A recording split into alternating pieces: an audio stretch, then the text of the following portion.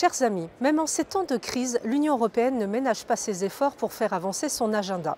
Et cet agenda est simple, l'application stricte, quelles que soient les circonstances, de son pacte vert, autrement dit le principe de neutralité climatique européenne pour 2050.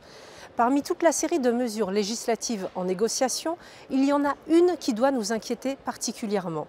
Il s'agit de l'inclusion des bâtiments et du transport routier dans le marché du carbone européen. Derrière une apparence technique, c'est un sujet très politique qui va s'inviter dans vos vies. Concrètement, l'Union européenne va imposer une taxe, qui ne dit pas son nom, sur l'ensemble des énergies fossiles utilisées pour le chauffage des bâtiments, individuels et collectifs, ainsi que le transport.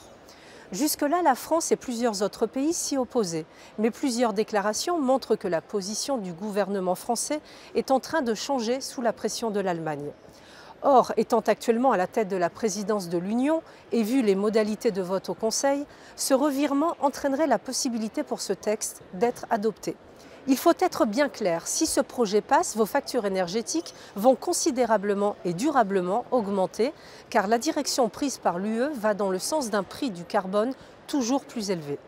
Une telle décision entraînerait des coûts immenses pour les foyers et pour les entreprises, alors que nous subissons déjà une politique climatique défaillante. On voudrait un nouvel épisode Gilets jaunes qu'on ne s'y prendrait pas autrement. Ces discussions sont pour le moment limitées aux hautes sphères de l'Union, mais il est important que le public en soit informé, surtout dans la situation de crise actuelle. À nous de faire pression sur nos dirigeants pour qu'ils renoncent à cette folie.